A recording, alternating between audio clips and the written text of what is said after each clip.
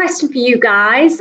Have you reached a point in your life when you're ready for more time, more freedom, and more money? If so, I think you're going to really enjoy this podcast. Lisa Johnson has not only achieved this for herself, but she has helped countless other women attain financial freedom with her business coaching. Welcome to the podcast today, Lisa. Oh, thanks for having me. Lisa, first question to you is, what are you grateful for today? Oh, so much. My new branding came out yesterday, and I'm so grateful for everybody's support with it. Awesome. I think it's really strange when you're online, because you put something out there and you don't really realize who it's going to touch or how it's going to land. And it's only when you do something like that that you realize how many people are in your corner and are just rooting for you. And it always makes me really grateful that we even have the internet. Like, we have spaces that we can go in, especially during a pandemic, where we can be surrounded by amazing people. Yeah, definitely. I mean, I see you've got a very good following on social media and a really kind of good tribe behind you. Lisa, your story is pretty remarkable. Like, you achieved financial freedom at the age of 39. What do you say to those people who think that they're too old to embark on another career or start another dream? I get it. I mean, I thought that too. You know, I was in corporate until I was like 38. So I totally understand what people mean when they say that, but there actually isn't. I mean, first of all, I've gone from 30k in debt when I was 38 years old to now being 43 and earning 3 million a year. So things can change pretty quickly when you put your mind to it. But also, I've helped others who are much older than me, 50s, 60s, and one woman in her early 70s start businesses who are thriving now. So there is no age barrier to what you want to do these days. Okay. The term passive income, I mean, this is kind of your specialism. The term passive income is, I feel, misunderstood by a lot of people, and it's talked about very loosely. What do you mean by passive income, and what are your main sources of passive income? Yeah, so when I talk about passive income, I think that the biggest thing, the easiest way to explain it is no longer trading time for money. Because we're very used to trading time for money. If you're a branding designer, for instance, you go and do something for somebody, you get paid.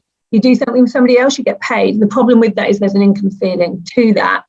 So for me, passive income just means when you're not doing that anymore. I think there is a massive myth around passive income that it means you don't have to do anything because of the word. Really hard work at the beginning when you're creating passive income, because you're creating an asset up front. So when you're creating an asset up front, it means you're doing all of the work up front to be able to rely on that asset over and over and over again in the future. So if we think about things like the kind of passive income streams or semi-passive income streams that I have are memberships, courses, affiliate marketing, a jewelry range, downloadables. They're the kind of things that I think take you out of needing to be there all the time. If you can make money while you're asleep, it generally will be coined as passive. Tell us a little bit about your story, Lisa.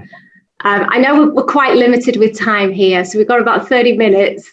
So let's condense it a little bit. But tell us a little bit about your journey and how you were managed to achieve financial freedom in such a short space of time.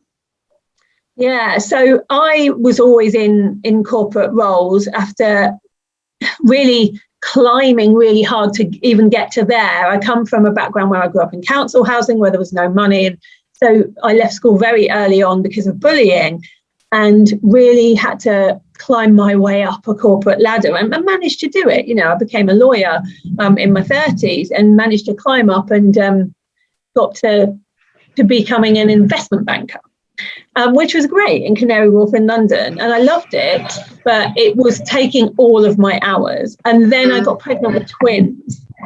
So suddenly was in this position where there was no way I was going to be able to leave the house at 6 a.m. and come back at 10 o'clock at night. And so I basically started from again and became a PA near my house just so that I could work less hours. for a lot less money. And that's what got me into debt. Because I still, had to have the same house that I had before. I was a single parent at the time, and I was like trying to also feed and clothe twins. And then got to this point where I was bored in that role, and so decided to start a business. But I didn't know very much about businesses because I'd never had a business, and I didn't know anyone that had a business. So I started up as a wedding planner, and made every mistake that you could possibly make in the first year of business, got into even more debt, and then started to really study business properly, read all the books, get into self-development. And that changed everything for me. And I turned the wedding business around to being profitable. Now, it wasn't making me like tons of money, but it was profitable, and I'd learned a lot from it. People started asking me questions about how it had become profitable. So I started telling them all the things that I'd learned. But I think that people make business complicated. So I tried to uncomplicate it, take out the jargon, just tell people what to do. Yeah. And I seem to have a gift for doing that. And lots of people started making more money in their businesses, not just in the wedding industry, but other people started coming to me that were nothing to do with the wedding industry. And so then 4 years ago, I started Lisa Johnson Coaching, to just tell people really the mistakes I'd made and what I wish I'd have done differently. And this time, I knew how to run a business because I'd practiced on my wedding business. I knew what worked and what didn't. I knew how to have a strategy, how to have an ideal client, all of that kind of thing. And it worked right from the off. Within the first 6 months, I'd made 6 figures. Within the first year, I'd made 220,000. But there's always a but, isn't there? From the outside, I looked like I was really successful. People telling me, well, you're fully booked, so you must be successful. But inside, I didn't feel successful. I was not spending enough time with the kids. I had traded in my 9 to 5 for 6 in the morning to 11 o'clock at night. I was shattered. I was burning out constantly. I knew that something had to change. Like I knew that there must be a different business model for me, but I didn't know what because I was so new to business in general. So started looking around, heard about passive income, heard the myths surrounding passive income and got a bit worried that it wasn't really a thing. And then decided to learn everything I could about passive income. So learned from the best teachers out there. I put a lot of money into it. All the money that I'd earned so far, I put into learning more about passive income streams like membership and courses. And then within 8 months, I had slowly added all these different passive income streams into my own business.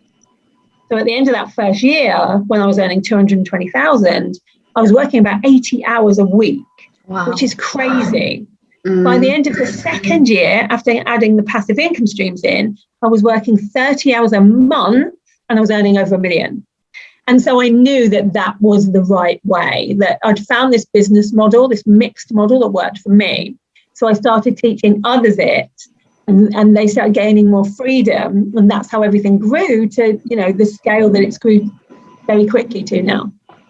You said you put a lot of money into learning how to do this. Were there any specific mentors that have stood out for you? And what is the one bit of advice that you were given, which you feel that was maybe the most valuable?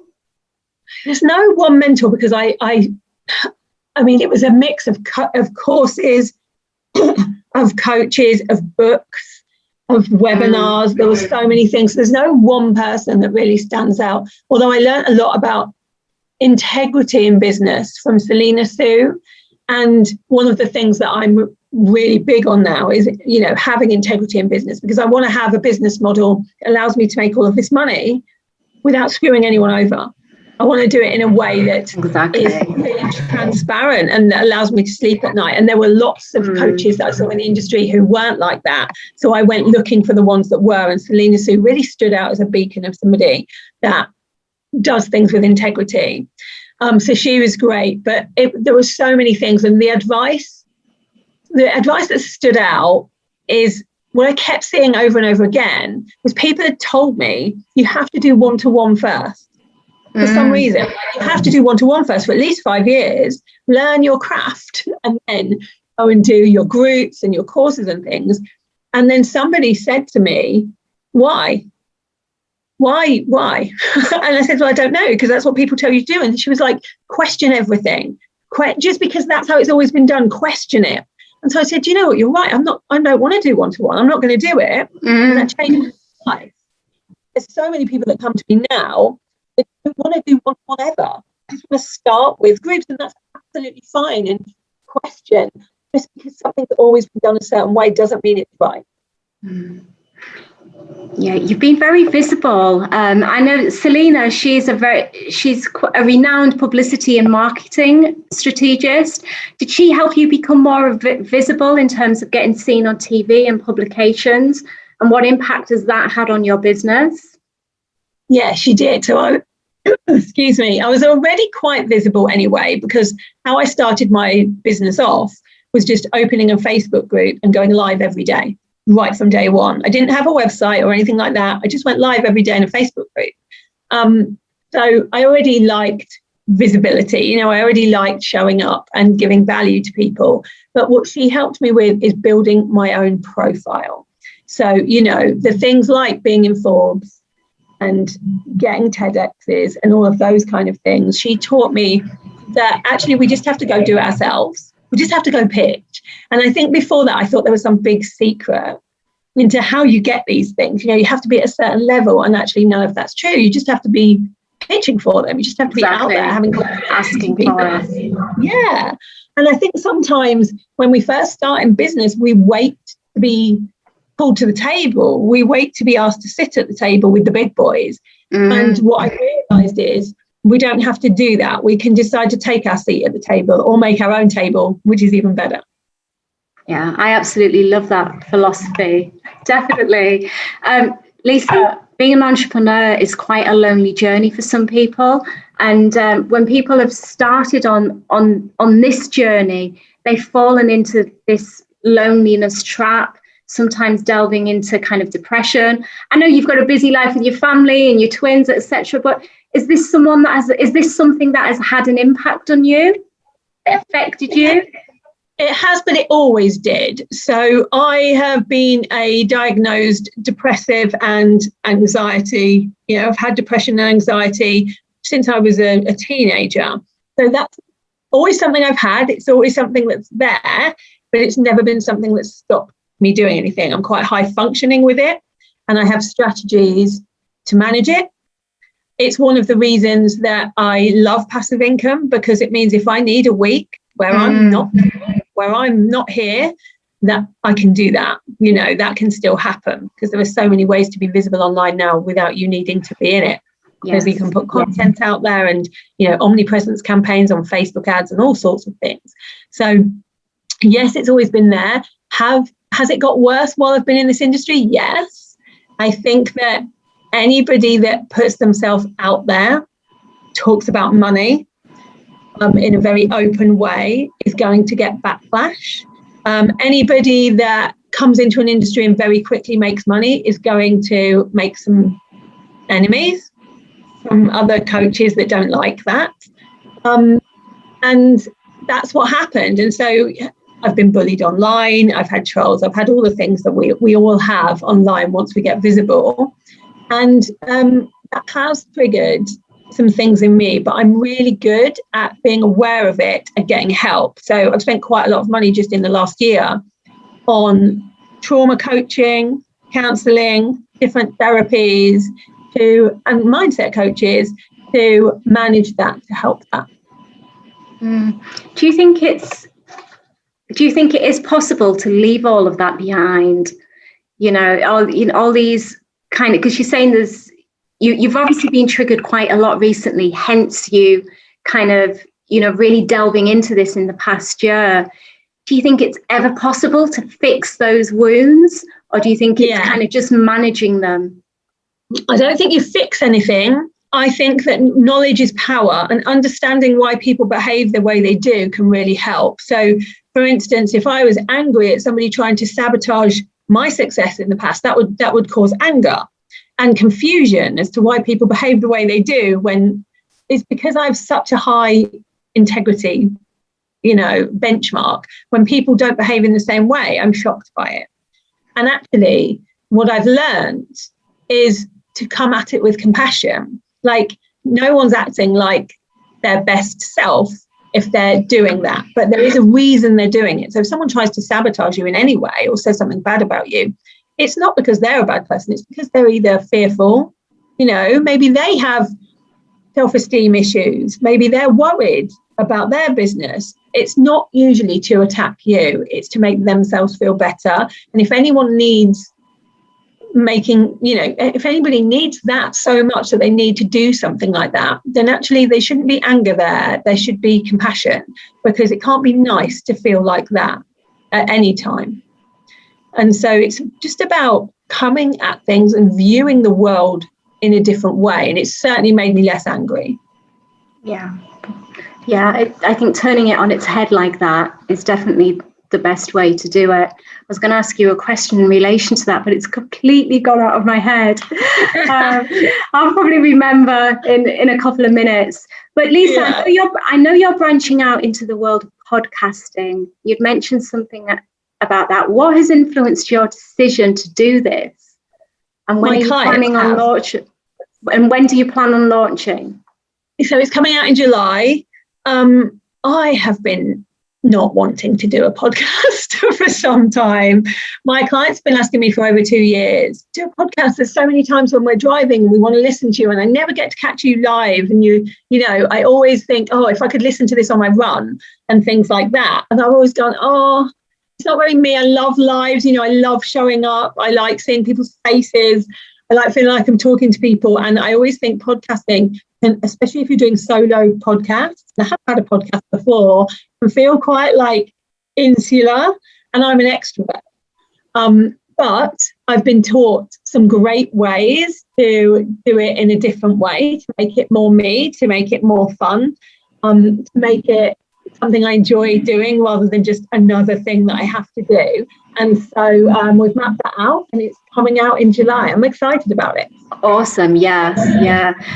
There's some great coaches at the moment that are launching podcasts, and it really is good. And they're doing it fantastically as well.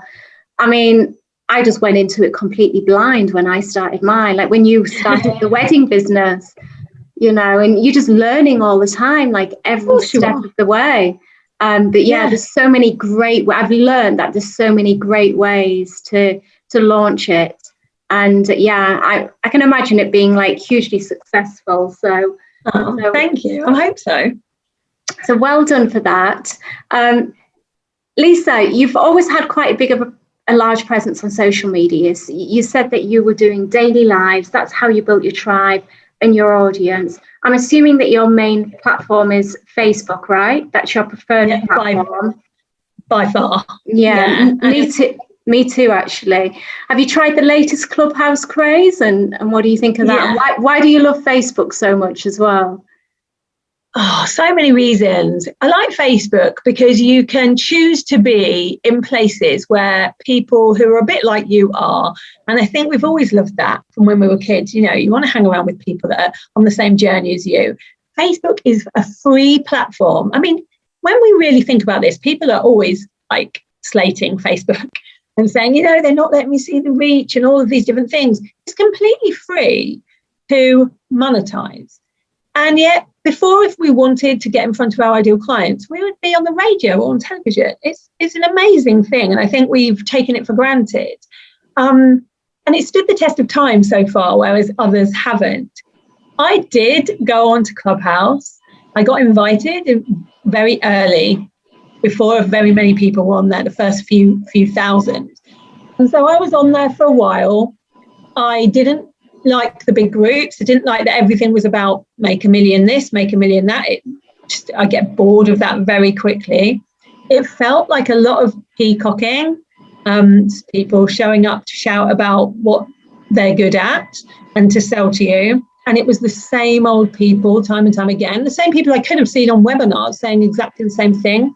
So I deleted the app and have never gone on it since. And I think that it's quite difficult to do that because we hear all the time when something new comes out, if you're not on Clubhouse, your business won't be here in a year. If you don't do reels, you'll have no business in 6 months. And we hear this shocking stuff all the time. So we feel we have to do things.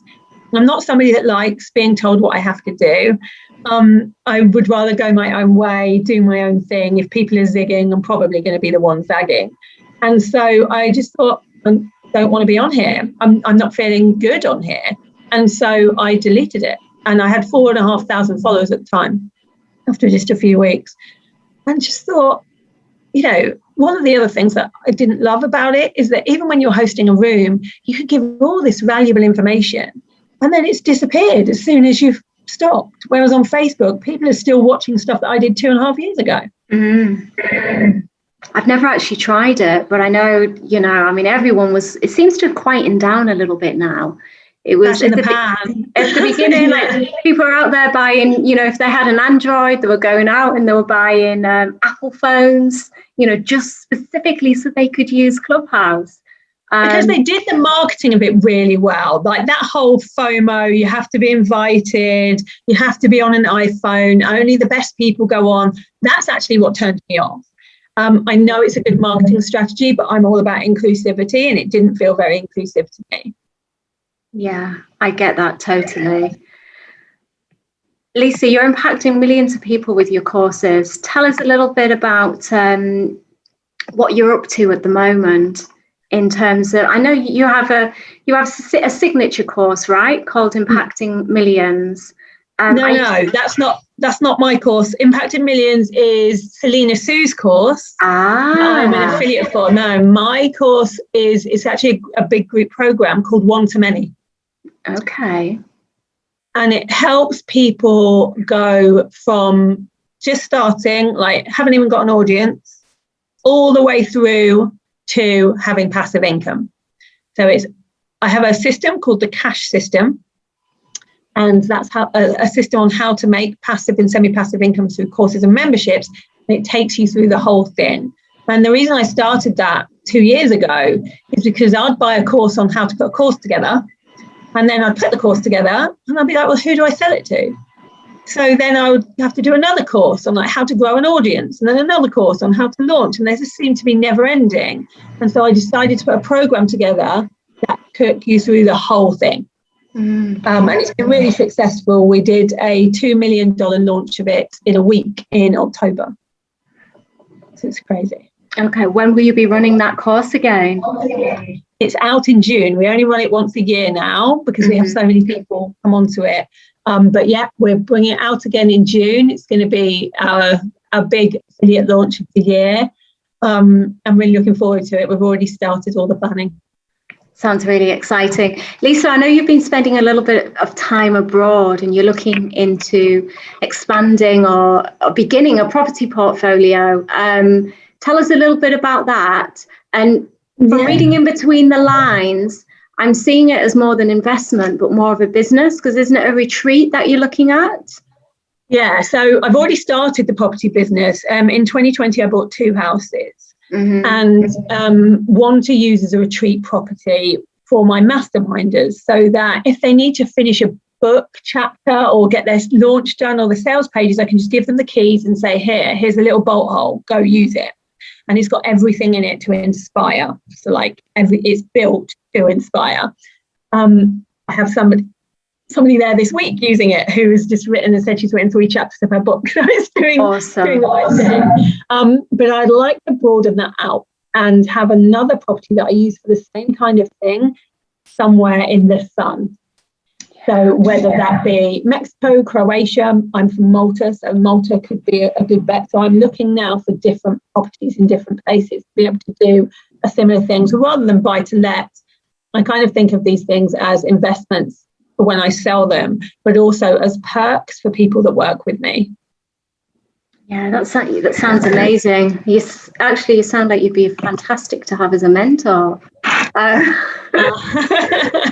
that solely.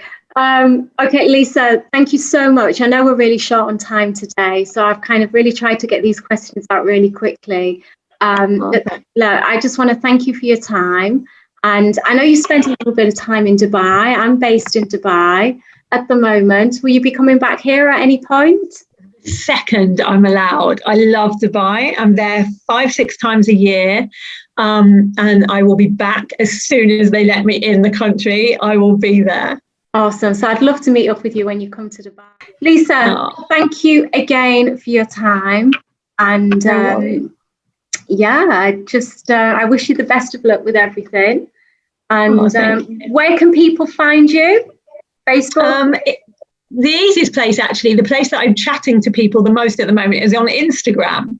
Lisa Johnson Strategist. I do a lot of behind the scenes on my stories of my day-to-day, running a multi-7-figure business on there. So yeah, just come hang out there. Okay, awesome. Thank you so much. And thank you guys for tuning in.